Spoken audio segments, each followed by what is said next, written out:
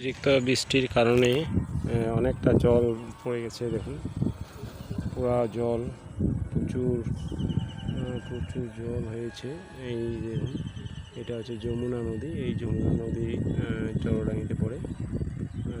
দেখুন পুরো জল কিন্তু একেবারে মাঝখানেই ঢুকে গেছে মোটামুটি।